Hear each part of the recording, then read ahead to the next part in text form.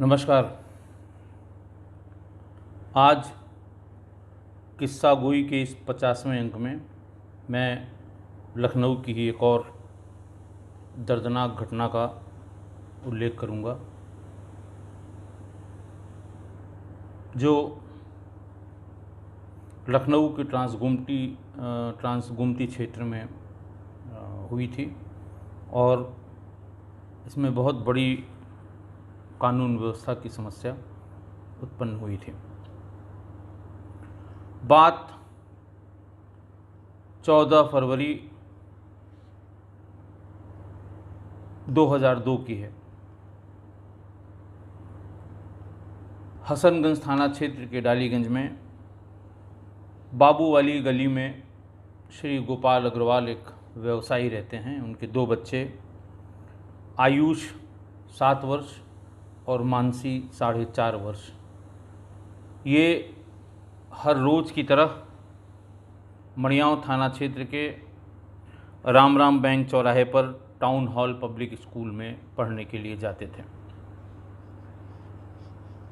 उस दिन भी सुबह 7 बजे के आसपास ये अपने घर से निकले, रिक्शे पर बैठे और फिर रिक्शा वाला उनको लेके चला गया। थोड़ी देर बाद, कोई 15 मिनट बाद ही एक दूसरा रिक्शा वाला आया, जो रोज़ बच्चों को रिक्शे से स्कूल पहुंचाता था। उसका नाम था इखलाक। और उसने दरवाज़ा खटखटाया, गोपाल अग्रवाल से कहा कि बच्चे क्यों नहीं निकले। उनका बच्चे तो गए। उन्होंने कहा सब बच्चों को तो मैं ले जाता हूँ, किसके साथ चले गए। गोपाल अग्रवाल का भी माथा ठनका। वहाँ से वो भाग के स्कूल पहुँचे। स्कूल में बताया गया कि बच्चे अभी तक यहाँ नहीं आए हैं। बाकी घर वालों को, रिश्तेदारों को बुलाया। घंटे 2 घंटे स्कूल के बाहर उन्होंने वेट किया, लेकिन बच्चे नहीं आए। जिस रास्ते से उन बच्चों को ले जाता था, इखलाक साथ में था। इखलाक ने पूरे रास्ते भर अगल बगल कोशिश की। दिन की बात थी, लेकिन कोई बहुत संतोषजनक उत्तर नहीं मिला। और 1-1:30 बजे के आसपास ये लोग थाना हसनगंज पहुँचे।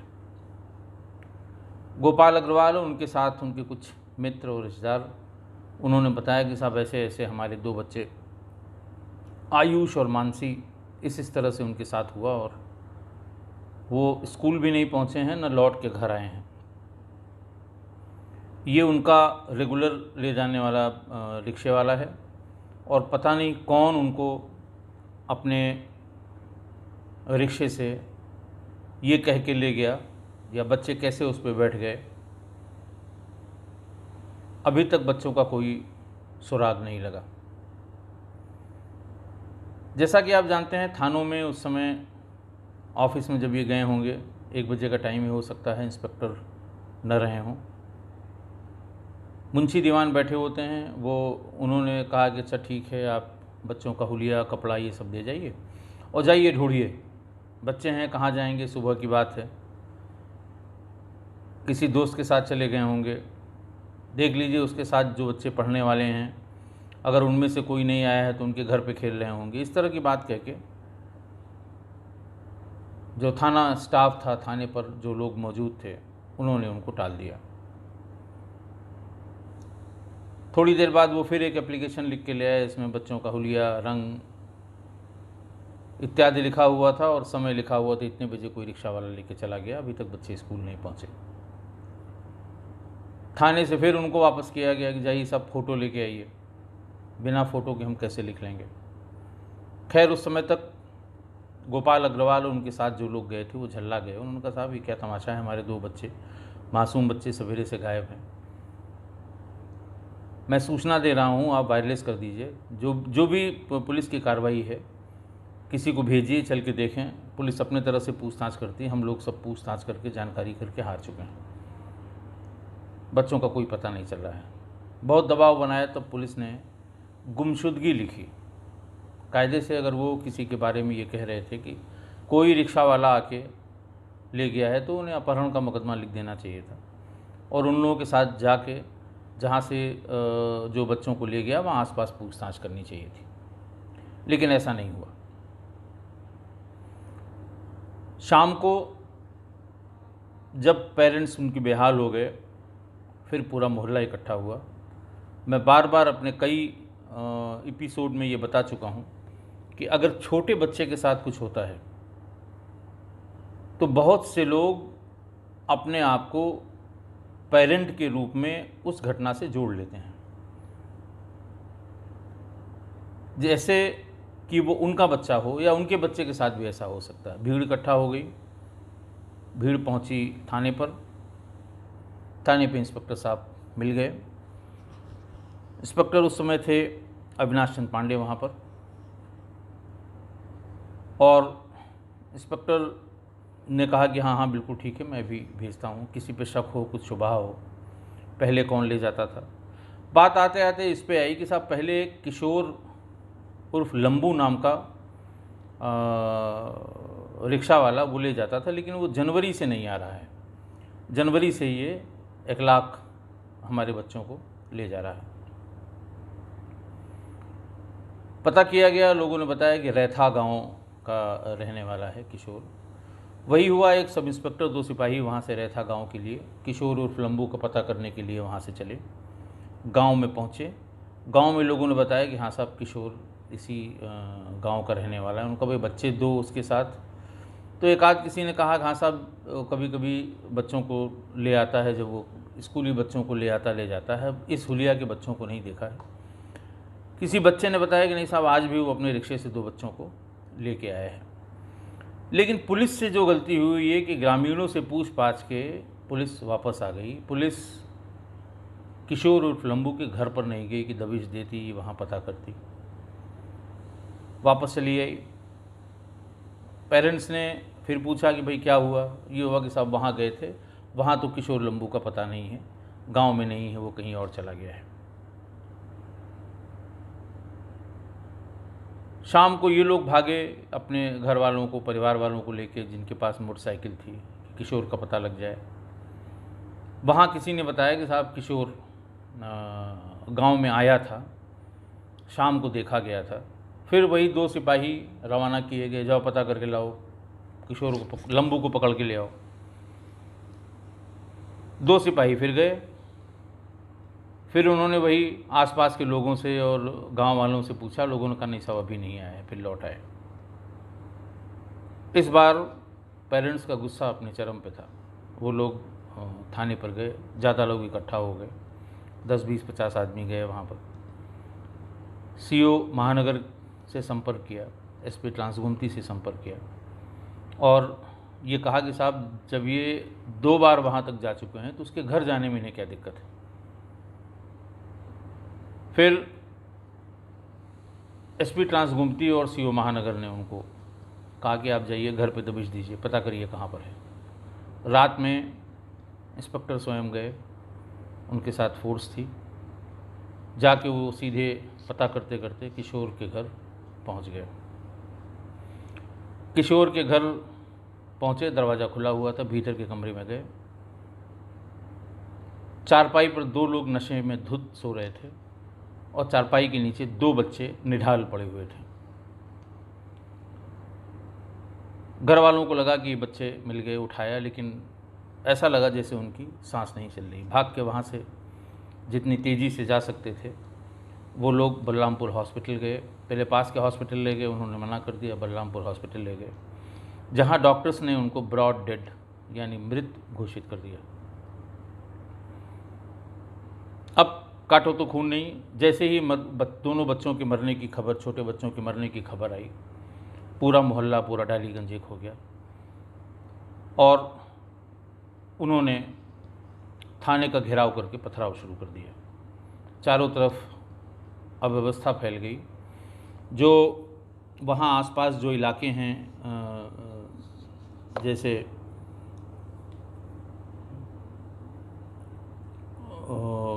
वो डालीगंज क्रॉसिंग वहाँ की बड़ी फेमस जगह है, वहाँ पे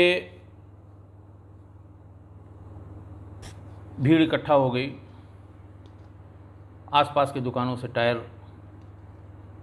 इकट्ठा करके सड़क पे टायर रख के आग लगा दी गई।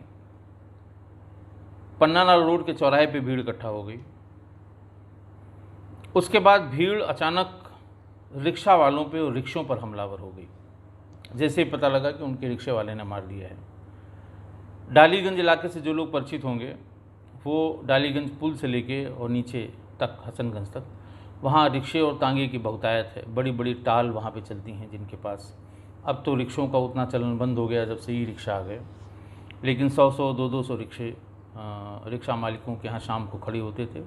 सुबह रिक्शा चलाने वाले किराए पर उनको ले जाते थे, शाम को लाके खड़ा कर देते थे। भीड़ ने ऐसे सभी रिक्शे के टालों में आग लगा दी।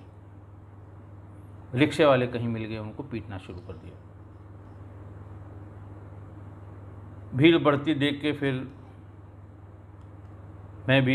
मुझे भी आदेश हुआ, मैं भी वहाँ पहुँचा। भीड़ को समझाने की कोशिश की गई। डीएम साहब, एसएसपी साहब पहुँच गए वहाँ पर। जीवेश नंदन साहब और बीबी बख्शी साहब दोनों लोग पहुँच गए। भीड़ को समझाने की कोशिश की, लेकिन भीड़ मानने को तैयार नहीं थी। भीड़ की डिमांड थी कि बार बार कहने के बाद भी पुलिस ने लापरवाही की। अगर पुलिस पहली बार जब गई थी उसी दिन किशोर उर्फ लंबू के, उसी समय अगर किशोर और लंबू के घर पर दबिश दी गई होती तो शायद दोनों बच्चे जिंदा मिल जाते।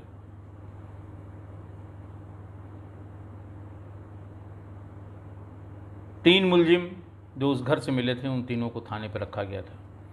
भीड़ ने थोड़ी देर में भीड़ का उग्र होना थोड़ा शांत हुआ, लेकिन भीड़ ने इतना कस के घेर रखा था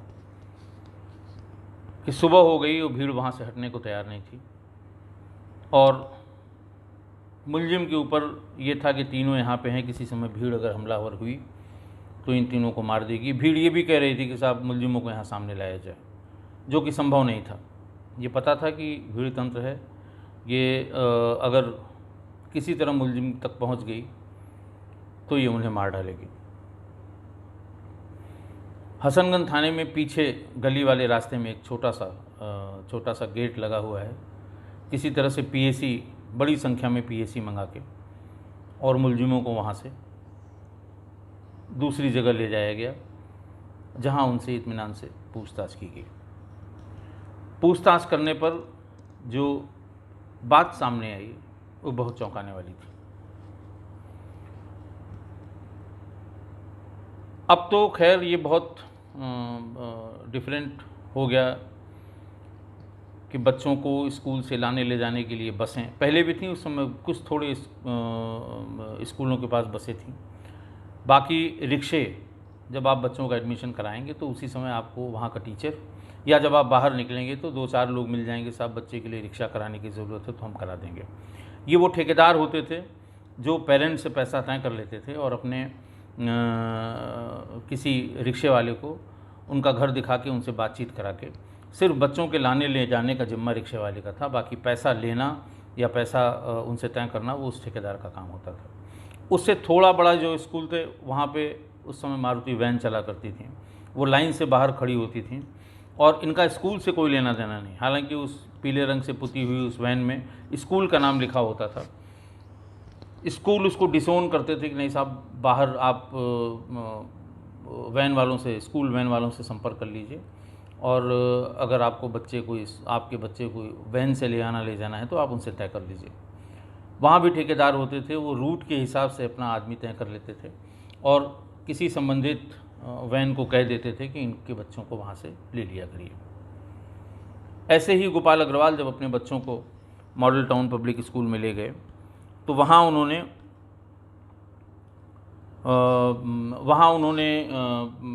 बाहर निकलने पर वहाँ पता किया कि कौन यहाँ पर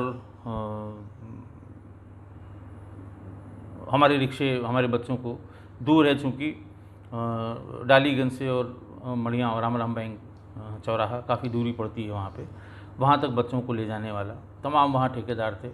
एक ठेकेदार धर्मदेव यादव उर्फ बिहारी से बात तय हो गई। धर्मदेव ने कहा साहब मैं शाम को आऊँगा, आप पता बता दीजिए और आपके बच्चों को हम वहाँ से स्कूल तक लाने ले जाने का हमारा जिम्मा है, जो भी पैसा वैसा था वो तय कर लिया गया। बिहारी और धर्मदेव यादव ने अगले ही दिन वहाँ पर किशोर उर्फ लंबू नाम के ड्राइवर को, जो रिक्शे वाले को, उनके यहाँ भेज दिया। गोपाल अग्रवाल ने उसको देख के उससे बातचीत करके मुतमईन हो गए और किशोर उनके बच्चों को सुबह शाम ले जाने लगा। 4-5 महीने ले जाने के बाद जनवरी में किशोर और बिहारी यानी रिक्शे वाले और रिक्शे वालों का जो ठेकेदार था, उनमें आपस में पैसों के लेन देन को लेकर कुछ झगड़ा हो गया। बाद में बिहारी उर्फ धर्मदेव ने ये बताया कि साहब ये शराब पीने का आदी हो गया था और हर चौथे दिन, 10वें दिन, 8वें दिन ये पैसा मांगता था। कभी एडवांस के नाम पे, कभी इस नाम पे कि आप बच्चों के बाप से इतना पैसा लेते हैं, मुझे इतना ही क्यों देते हैं। इस तरह करके वो झगड़ा करने लगा। रोज़ रोज़ की इस चिक चिक से ऊब के बिहारी और धर्मदेव ने लंबू से ये कहा कि अब तुम कल से वहाँ नहीं जाओगे, हम किसी दूसरे को लगाएंगे। काफ़ी वाद विवाद हुआ, लेकिन उसको मना कर दिया और उसी के सामने 1 लाख नाम के ड्राइवर को, एक रिक्शे वाले को बुलाया और उसको लेके अपने साथ गया और उन्होंने कहा साहब वो अभी छुट्टी गया है, तब तक आपके बच्चे को ये ले आएगा 1 लाख। और जनवरी से 1 लाख उनके बच्चों को लाने ले जाने लगा। इस बात से बहुत कुपित हुआ किशोर उर्फ लंबू कि हम इनके यहाँ काम करते थे, महीने में जो 2-3 स्कूल के बच्चों को ले जाते थे, हमको डिसकंटिन्यू कर दिया, हम पाई पाई को मोहताज हो गए। उसके दिमाग में खुराफात हुई। उसने कहा अगर गोपाल अग्रवाल के बच्चों का अपहरण कर लिया जाए तो गोपाल अग्रवाल पैसे वाले हैं, बच्चों के एवज में पैसा दे देंगे और जो इस समय जिस रिक्शे से उनके बच्चे जाते हैं वो पकड़ा जाएगा, बिहारी पकड़ा जाएगा, पुलिस उसकी मरम्मत करेगी और हमारा बदला पूरा हो जाएगा, हमें पैसा मिल जाएगा। किशोर उर्फ लंबू के गांव में ही उसका बहनोई श्यामलाल रहता था और इसका एक दोस्त था जो बाराबंकी बस अड्डे की झोपड़पट्टी में रहता था, पप्पू खान उसका नाम था।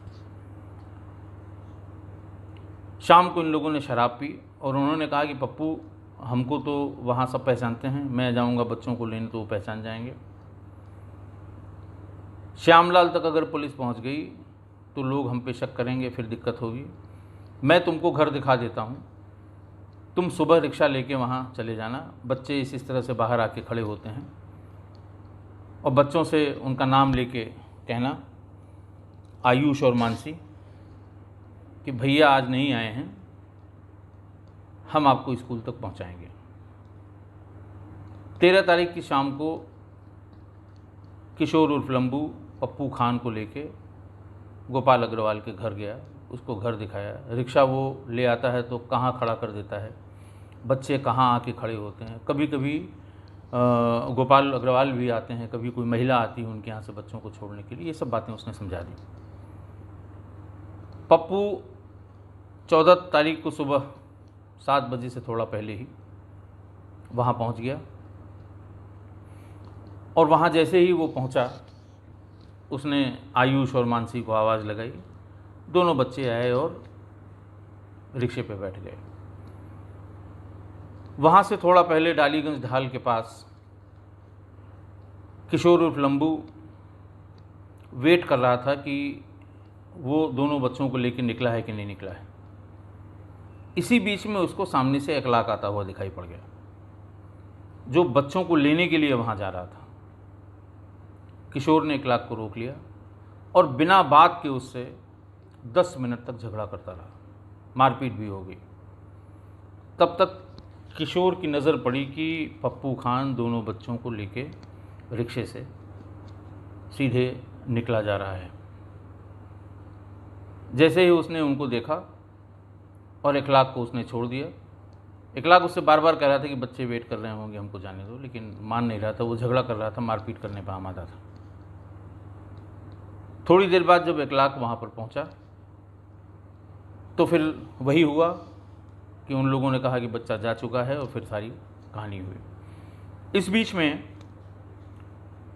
पप्पू खान लेके आगे बढ़ा और इन लोगों ने तय किया था कि रैथा गांव से पहले जैसे ही मेन रोड राम बैंक के चौराहे वाली है, वहाँ से गांव की तरफ मुड़ने वाली रोड पे जाना है, वहीं पर किशोर और लंबू उनको मिल जाएगा। किशोर वहीं मिल गया।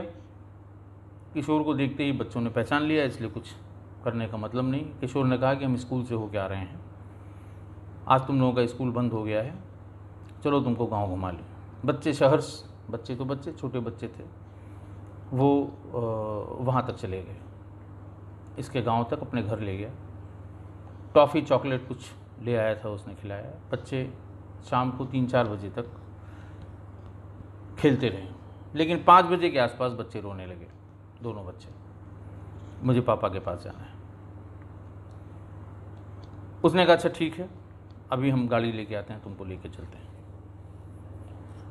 बच्चों को फिर जो टॉफ़ी चॉकलेट लाया था वो उसने दे दिया, और ये तीनों वहाँ से निकले, पप्पू, श्यामलाल और किशोर और लंबू। इन तीनों ने ठेके पे जाके छक के शराब पी और कहा कि अब अपना काम बन गया है, बच्चों से चल के इनके बाप का टेलीफोन नंबर पूछते हैं और अभी पैसा मांगते हैं। पप्पू के पास मोबाइल सेट था, उसका नंबर था।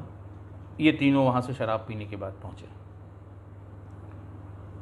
और इन्होंने दोनों बच्चों से, चूँकि आयुष उनमें से बड़ा था, पापा का और मम्मी का मोबाइल नंबर पूछा।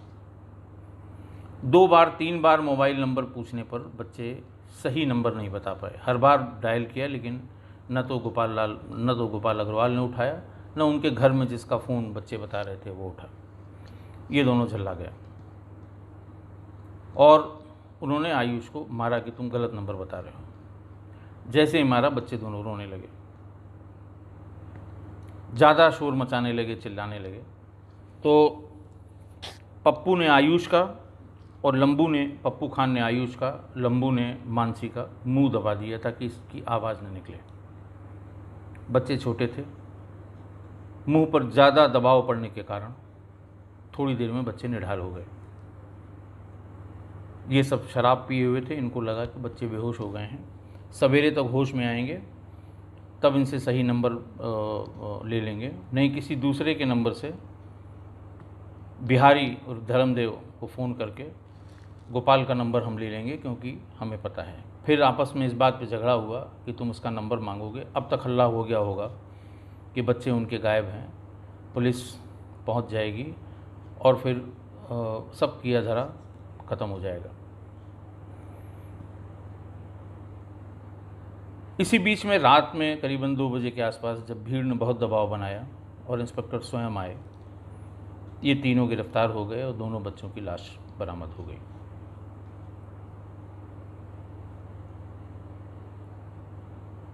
बहुत मुश्किल से घर वाले इस हादसे को झेल पाए। बहुत ज़्यादा भीड़, फिर इनको जुडिशल मजिस्ट्रेट के सामने अगले दिन प्रस्तुत किया गया, वहाँ भी भीड़ इकट्ठा हो गई। डालीगंज इलाके के रहने वाले वकीलों ने मुलजिमों के साथ मारपीट भी की। फिर बहुत बड़ी संख्या में लोग भैंसा कुंड तक गए और इन दोनों बच्चों का अंतिम संस्कार किया। एक रिक्शे वाले पर अमूमन सारे पेरेंट्स विश्वास करके लंबी दूरी या छोटी दूरी के स्कूलों में बहुत छोटे बच्चों को, एक रिक्शे पे 5-5, 7-7 बच्चों को, बच्चियों को, उनके विश्वास पर स्कूल जाने और ले आने का जिम्मा देते हैं, और 90% लोग ऐसा ही करते हैं। ये उनके मानस पटल पे कभी नहीं होता कि रिक्शा वाला भी इन बच्चों के साथ कोई इस तरह की वारदात कर सकता है। और यही वजह थी कि पूरे मोहल्ले का गुस्सा रिक्शे वालों पे फूटा। हालांकि सारे रिक्शे वालों ने ऐसा नहीं किया था, सारे रिक्शे वालों की गलती नहीं थी, लेकिन रास्ते में जितने भी रिक्शे की टाल मिली सब में आग लगाई गई। जितने रिक्शे वाले मिले सबकी पिटाई की गई, जितने वाहन दिखाई पड़े उनको जलाया गया। भीड़ की मानसिकता है, और किसी छोटे बच्चे के साथ अगर ऐसा होता है, इसलिए पुलिस में जब किसी छोटे बच्चे के गायब होने की, घर से जाने की, माँ बाप की डांट से कहीं चले जाने की जब भी सूचना होती है, तो ये कहा जाता है कि वादी को, यानी बच्चे के माँ बाप को, या जो भी सूचना लेके आया है, कभी कभी लोग मामा के यहाँ रहते हैं, उसको साथ ले लें, उसकी जो जो शंका हो उसका निवारण करें। वो 10 जगह की बात करेगा कि मुझे उन पे शंका है, मुझे उन पे शंका है, मुझे ये शक है, लोगों ने बताया कि साहब इनके साथ देखा गया है। सब जगह जाना चाहिए, सब जगह तलाश करनी चाहिए। आप अपना काम पैरेलल करते रहें, लेकिन उनकी शंका का निवारण ज़रूर करें, क्योंकि अगर कोई हादसा ऐसे बच्चों के साथ हो जाएगा तो सारा दोष पुलिस पे मढ़ा जाएगा कि मैं तो पहले से ही कह रहा था। पुलिस अगर अपनी जगह से हिली होती या मेरे कहने के अनुसार फलां के यहाँ चली गई होती तो यह हादसा ना होता। दूसरा, छोटे बच्चों के अपहरण में हमेशा ये रिस्क रहता है। नौसिखिए जब बच्चों का अपहरण करते हैं तो 50% से ज़्यादा केसेस में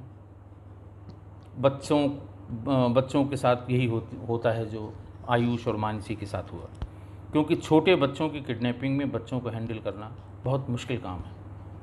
अपराधी इसे हैंडल नहीं कर पाते और पकड़े जाने के, पता लग जाने के, सूचना किसी द्वारा पहुंचा देने के डर से बच्चों के साथ वो ये दुर्घटना कर देते हैं। प्रोफेशनल किडनैपर्स जो इसी धंधे में हैं, वो दूर लेके जाते हैं, अलग जगह पे रखते हैं, और वो जानते हैं कि अगर हम बच्चों को कुछ करेंगे तो हम पैसे से वंचित रह जाएंगे, सज़ा उतनी ही होगी। वो ऐसा कम करते हैं। एक, किसी पे अंधविश्वास करना भी ठीक नहीं है, उसके बारे में सब जानकारी होनी चाहिए, और कभी कभी समय समय पर उनके बच्चे को कौन कहाँ ले गया है ये जानकारी करते रहना चाहिए। दूसरा, पुलिस वालों के लिए कि अगर घर वाले कह रहे थे, बार बार कह रहे थे कि उसके घर पे दबिश दीजिए, उसके घर की सर्च करिए, उसका पता करिए, जहाँ भी हो उसे पकड़ के लाइए, अगर तीसरी बार की बजाय पहली बार गए होते, हालांकि उन लोगों के बताए अनुसार शाम को ही मार दिया था बच्चों को, जैसे ही वो सब शराब पी के लौटे हैं, 5 से 6 के बीच में बच्चों को मार दिया था, और 5 से 6 के बीच में ही पहली बार पुलिस, 6 बजे के बाद ही पहली बार पुलिस गांव में गई थी। अगर वो सीधे भी गई होती तो बहुत कम उम्मीद थी कि बच्चे दोनों जीवित मिलते, लेकिन फिर भी अगर उस समय गई होती तो उसी समय मुलजिम मिल जाते और इतना आक्रोश पब्लिक में न होता। आज किस्सा गोई की ये 50वां एपिसोड है। मैं आप लोगों से एक हफ्ते का फिर गैप के लिए विनती करता हूँ। एक हफ्ते बाद फिर नए सिरे से, क्योंकि अभी तक मैं अपनी एसपी की पोस्टिंग तक पहुँचा हूँ। इसके बाद की हमारी पोस्टिंग यहाँ से कुछ दिनों के लिए बॉर्डर पुलिस में, कुछ दिनों के लिए पीएसी में, कुछ दिनों के लिए क्राइम ब्रांच में, थोड़े थोड़े दिनों के लिए ये पोस्टिंग्स हमारी रही हैं। फिर थोड़े दिनों के लिए एसपी सिटी गाज़ियाबाद, और उसके बाद फिर वापस एसटीएफ में मैं पहुंच गया था 2004-05 के बीच में। तो एक हफ्ते बाद मैं पुनः इन छोटी छोटी पोस्टिंग्स की अपने जो एक्सपीरियंस हैं उनके साथ उपस्थित होऊंगा, और उसके बाद फिर जब एसटीएफ में पुनः 2005 से 2007 तक मैं जब दोबारा रहा हूँ, उस समय आप अपने जो एक्सपीरियंस हैं उस समय तमाम बहुत बड़े बड़े काम उस समय हुए थे, उनके अपने जो अनुभव हैं, पुलिस के जो अनुभव हैं, वो आपके साथ साझा करूँगा। बहुत बहुत धन्यवाद।